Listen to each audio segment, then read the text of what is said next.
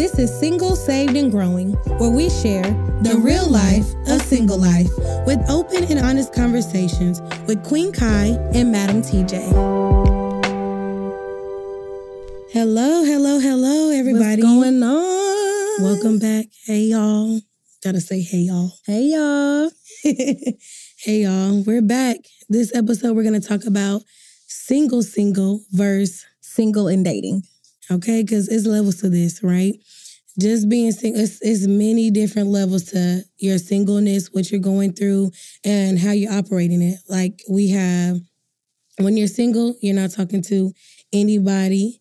You just alone and you doing your healing journey. You don't want to talk to nobody, none of that. It's just you and God alone. Don't even look at me. Don't look at me. Don't talk to me, nothing, okay? So you got that, and then you have single where you're opening to being in relationships, but you're not dating yet, just single. Then you got single and dating where you're dating people and just, what is it? Could be dating exclusively or just dating a person, but you're not married, so you're just still technically a single person. Oh, because I was going to say single and dating, and then single when you're exclusive would be the next step, and which is, that's just you're exclusive with somebody, you're together with somebody, y'all just not married yet. Yeah. Does that make sense? So it's four different levels. And there's probably even more situationship single, because then you just like, because I'm single, I can do whatever I want to do. Mm-hmm. But hopefully we're not living in that. We trying to come out of that place. Yes, let's come out of situationship. Yes, let's leave that in 2020. Okay, 2020. Yeah, that's what we should have left that in 2020 after COVID. All right, but anyway, even if you are, it's okay. You can still come out. You got time to come out. You got time. You got time to come out. Okay. So I'll say single and dating looks like, for me, it looks like just, I am exclusively dating my boyfriend. We are only me and him.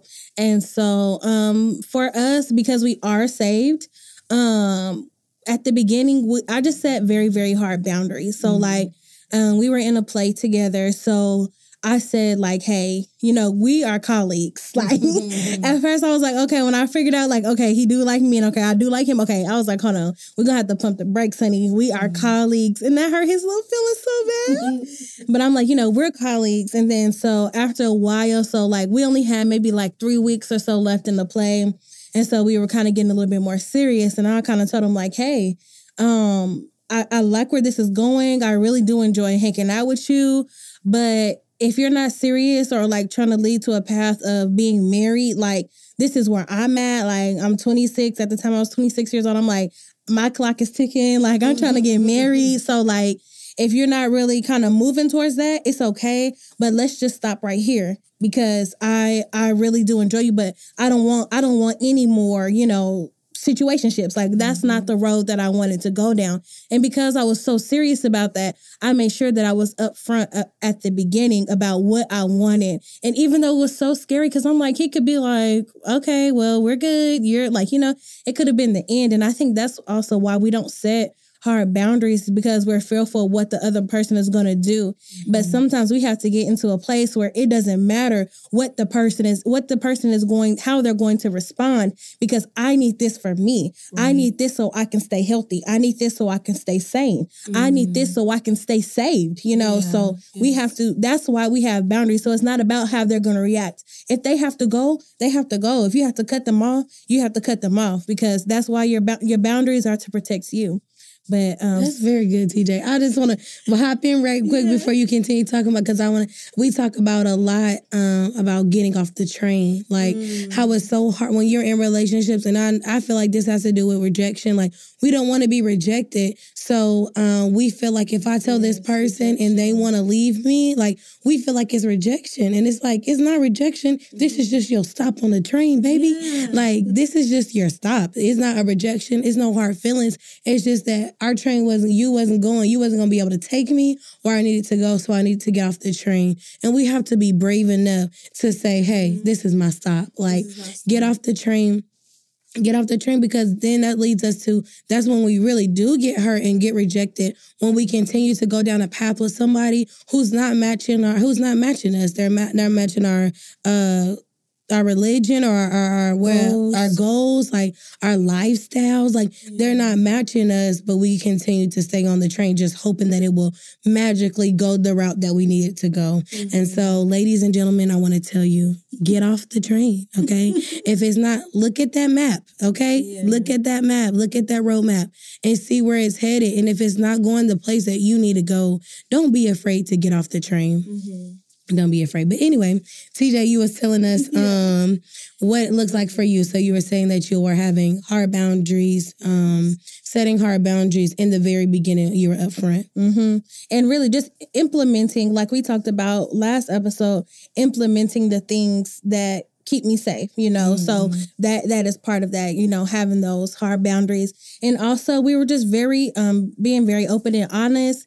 We went out on dates, like we didn't go over each other's house and chill at each other's house. Like we sat in the driveway for hours. Like we would sit in the driveway for hours. And then there's that one spot over there by Razoo's, and it's like they kind of built it up really nice. What is that place called? Chisholm Creek. Yes. And we sat out there. Oh my gosh. We sat out there till the sun came up.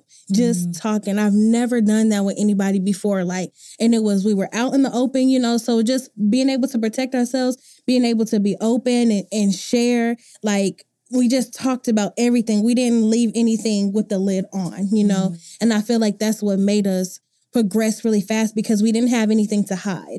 We didn't have anything to hide. Like, we really wanted us to work and we wanted each other to be the one. So like I feel like we played by the rules. Like we did the right thing for us. It's not everybody's rule, you know, not going to be the same. But so I guess that's what it looks like. And just taking accountability.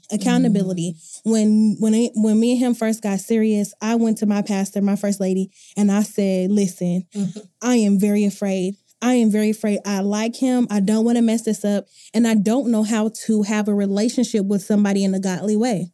I've never done that. I've never, you know, been that way. You know, I never had a church honest relationship.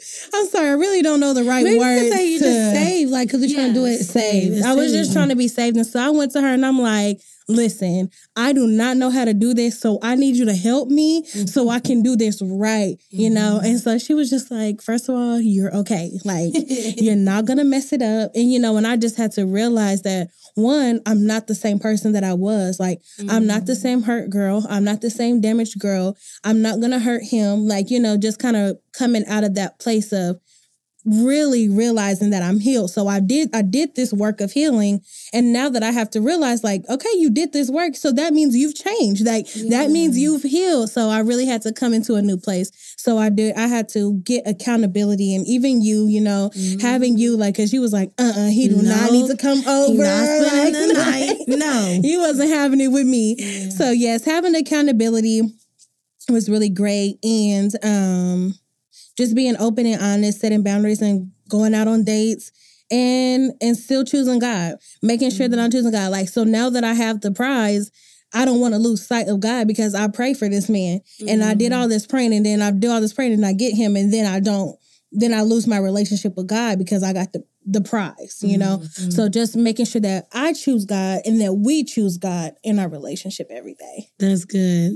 I choose God and we choose God. Yes. That's good. That's good. And I want to say another thing about accountability, that the people that you choose to help you hold you accountable while you're single and dating needs to be people that you trust and people that you're going to listen to. Yeah. You can't choose somebody that every time they tell you something, you're going to say, they judging me, so I'm not going to talk to them no more. Like, you have to remember that the people that you chose to hold you accountable are people that you trust, that are people who want the best for you. So when they are telling you things, you won't rebel just because you feel like they're trying to tell you what to do or tell you, put you in a spot or whatever. But you just listen to them. You really hear them out because these are people you trust. So make sure that people that you choose to hold you accountable are people that you love, people that have the same mindset as you, and that people that you trust, that you're going to trust what they're going to say. Because I know a couple of times I had to tell you, like, listen, like, I'm not against you. Right. I'm not against you, but I know what this can look like if you go left. Let's just say that. If you go left, I know what this can look like. So I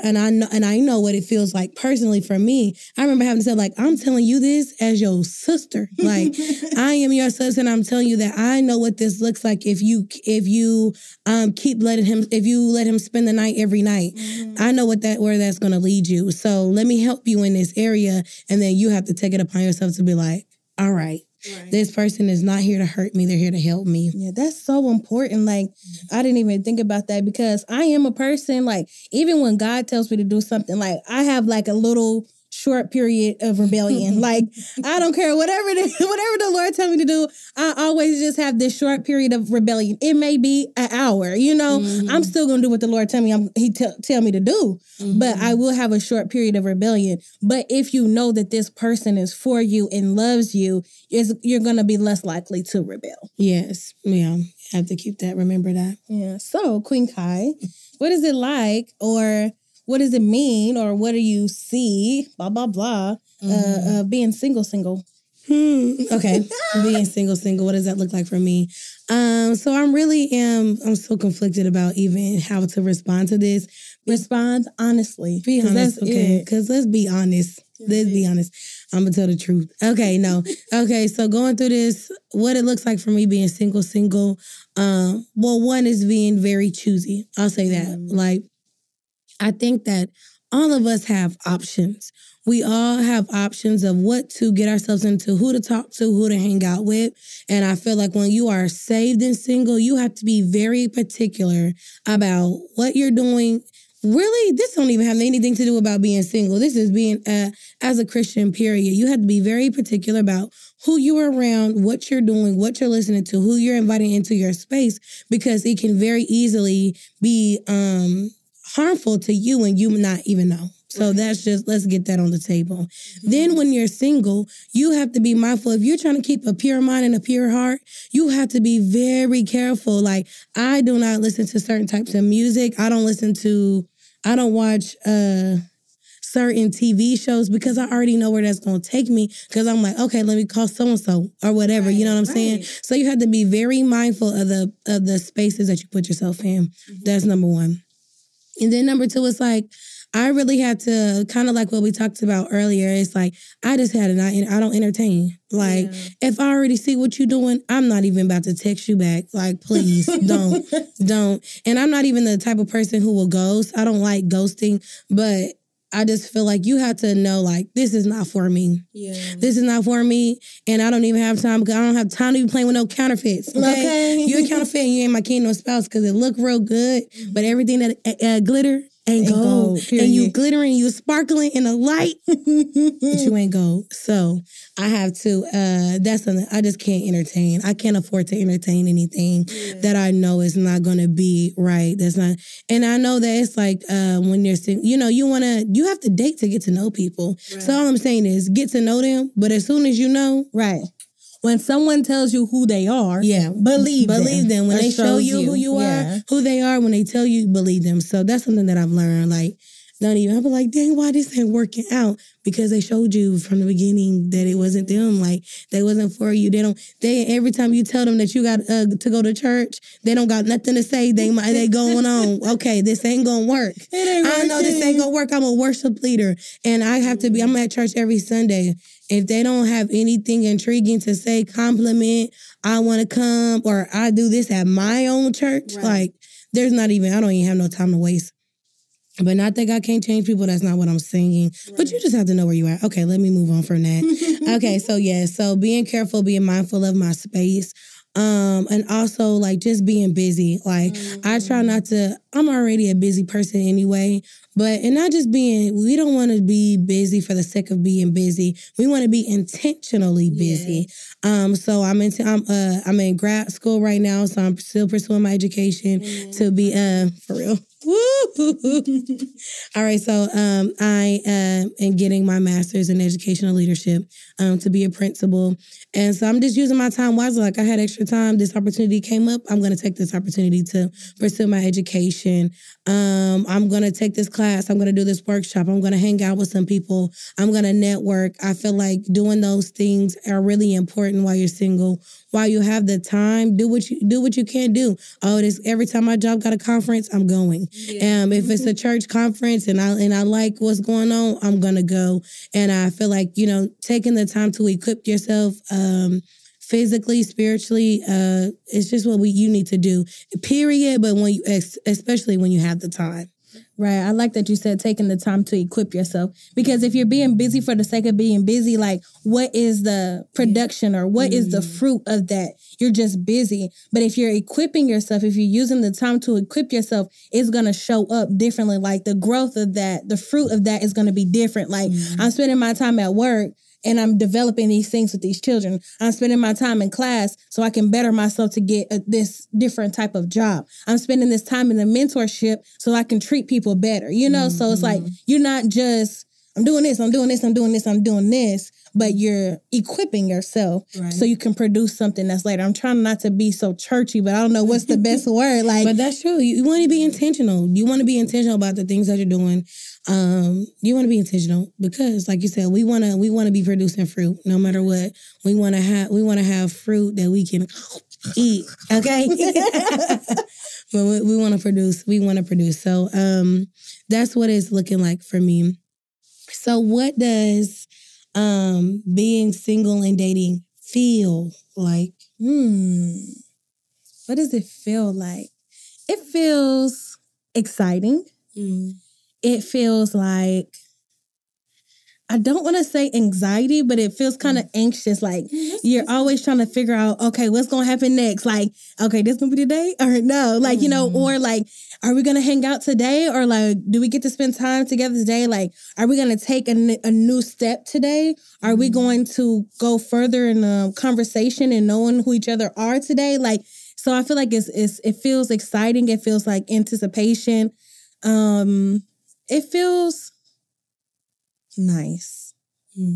Like if I could just say it feels nice, because I feel like I've waited for this. I've been waiting my whole life. I waited my whole life to have this moment. And sometimes it's important to just be in the moment, not try to hurry up and think about what is gonna come and not also what happened, but also to just be in the moment. And that's what I'm learning. I'm learning how to be in the moment. That's not what you asked me, but but it does. It feels nice. And because I've been having some hurts. I didn't have some pains. I didn't have some, some things. And some sunshine and rain. So come on. But I have never experienced this type of love, this type of dating, this type of courtship. And also my knowledge of God and who He is. Like people, one lady that we mentors us, she always says like God shows you His love through His people, through the people He puts around you. And so, like if God loved me, like He loved me, like, whoo, like that's nice. Like it just kind of makes me love God more and kind of want to get to know God even more. So it feels nice. I like that. What does single feel like? I would say it feels like I'm looking for like an oxymoron because that's what it's like. Bittersweet. Okay, yes, bittersweet. I think the bitterness is because it's like, you're waiting for something. Right. Like you're in expectation for something, because I'm single, but I'm single in expectation. Right. With expectation, like I feel like you're expecting something, you want to see something, and you want it to happen your way. So that's where the bitterness comes from, because it's like, it's not happening your way. For me personally. And I am the type of person who's like, it's my way or the highway. So I'm really having a hard time where I have no control. Yeah. I have no control because I could talk to anybody, but I still don't have control about what this would be like. So the bitterness comes feels like that because it's just, you just never know. I don't know what's going on. I need to, like, God, you need to show me right now. Like, how long am I supposed to wait? How long do you want me to pray? What day do you want me to pray? When do you, like, I need to know when. And it's just like, he's saying, stop doing all that and just be. And trust me. And be and trust me.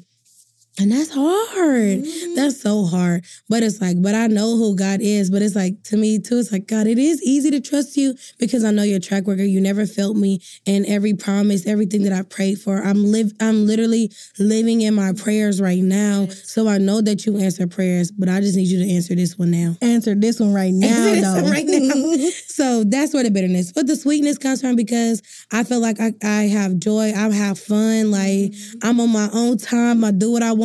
I come home, I sleep, I do whatever I want, and you know, that's in the appropriate whatever timing and stuff like that. But I do what I want. Like, I don't have anything holding me back.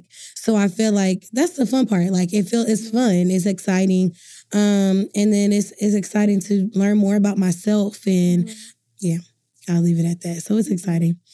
Well, you know, I've seen recently Teyana Taylor.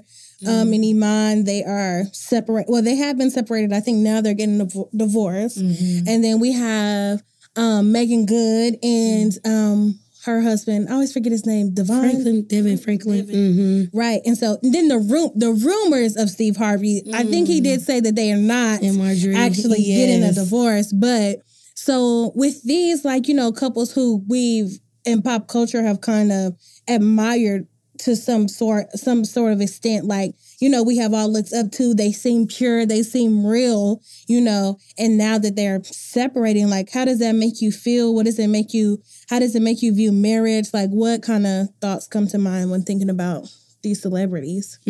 That's good. At first, I would say, just off top, it's disappointing. Yeah. Like, I'm the type of person, I love relationships. I love love. I love connection, period. Like, I love that. So just to see that is it's so heartbreaking and discouraging because it's like, dang, can't anybody stay together? Okay, like, I feel like, can't we work it out? Like, we can't talk. Can't we all get along? Like, can we just talk? Like, ain't there something we can do? Yeah. There's no reconciliation at all. So at first it makes me feel like that. I'm like, man, it's just so disappointing. Like, but it is disappointing to see that people who have loved each other and it seems like it was good and then there's love lost or whatever, or they can't work it out. It's just disappointing. But at the same time, I know, like, we cannot put these celebrity relationships on a pedestal or anybody's relationship on a pedestal because people show you what they want you to see. Yes. So if people can just post all of the good things all the time and post one little fight and they could be fighting every single day and we never know. Like, who's to say that Teyana Taylor and Iman were the worst for each other? Right. We have no idea. So I feel like if this doesn't do anything, it should show us to mind our own business. Like, that I can't look at nobody. I can't look at anybody. I can't look at anybody and put them on a pedestal or try to mirror my life after them or be like, well, Teyana Taylor said she do this with her husband, so it's going to work for me. Like, it's not. Like, we are all unique and our relationship should be unique. And I think that's one of the problems why we have the divorce rate is so high is because we're trying to model our relationships after so many people and we have to do what works for us. Yeah. Like let's even talk about how we talk about gender roles so much. Like the gender roles in my house might look different from the gender roles in your house. Right. And that's okay.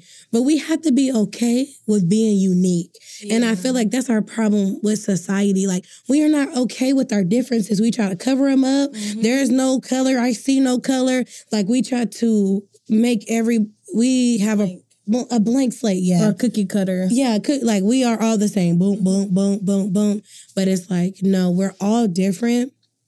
And we all have our different ways of seeing things and our needs are different. Right. So we have to acknowledge that. And then, to the best of our abilities, focus on our relationships and model it for us and not model it after people, because people are fickle hearts. Even God said, don't trust your heart. Like, don't trust it because, we can't trust it. We never know. So I think that it's very important to you can take what you need. I'm not saying people don't have good advice or nothing like that. Take what you need, but don't try to model your life and don't put all your hope in one person. Because I can't say, oh, now that Tiana Taylor and Iman split up, I don't believe in nobody else. It's like, are they the only marriage ever? No. So that's important. Yeah, and I think also, like, just how you're saying with celebrities, like, they show us what they want us to see. Like, people in our everyday lives show us what they want us to see. So, like, even maybe you're not looking at, you know, a celebrity as your ideal marriage, but even your neighbor's marriage that you saying, like, oh my gosh, he come and he take off her shoes before she get in the car and switch them after church. Every Sunday he come and he do that. But he also could be like, I don't know, something bad. I don't know. I couldn't think of something real fast. Stealing money out of her purse at night. Like, you know, like whatever. Like, he only give her 2 pairs of shoes to wear, and that's the only thing that she can wear. But what? We don't know that because it goes on. That's what goes on behind closed doors. So I think that's important. Like, just not to use that just for celebrities, but in our everyday lives, for marriages, for businesses, or whatever. Like, people show us what they want us to see. They can pretend to be real and authentic all day. We will never know. But what we do know, one thing I know and two for sure, right, is what works for me. I know what works for me. My husband knows what works for him. So we can put that together and we can have the perfect marriage for us. And that's why it's so important during your singleness that you are learning who you are and what you like and what your needs are. Because if I don't even know what my needs are and who I am and my triggers, then when I get in a relationship and I'm trying to model myself after other people because I think that's what I need, then we're going downhill. Exactly. But if I already know up front what I need, then when my kingdom spouse comes soon in Jesus' name, when he comes, I can tell him like, hey, when I'm mad, give me some bleach because I'm about to clean up because I'm mad. Don't talk to me, just let me clean because I'm mad. And that's me. Right. But when you're mad, you might want to talk out everything right there in that moment. So I can't ask anything or expect anything from somebody else or try to model something after somebody else. I have to know what I need for myself. I got to know. And that's going to make the relationship better. So what? We know that we got to get off the train. Get off the train. Get off the train when it's not working. When you hit your boundary, we're getting off the train. Period. And know that there are levels to your singleness. Yes. And find out what level you're on. Because you can be expecting people when it's your time to be alone. Okay? Or when it's your time to move up and it's time to talk, don't still try to be alone. Okay? So there's level to this. And we not no doctors or anything. So if you got another level, let us know. Right. Okay? Let us know. But we want to thank you all for tuning in. Hope you have a great evening, day, morning, and night. We want to thank you for listening to Single, Saved, and Growing. Remember, you won't always be single, but you'll always be growing. This episode is part of the Breaking Ice, Building Bridges community podcast platform. Brought to you by Possibilities.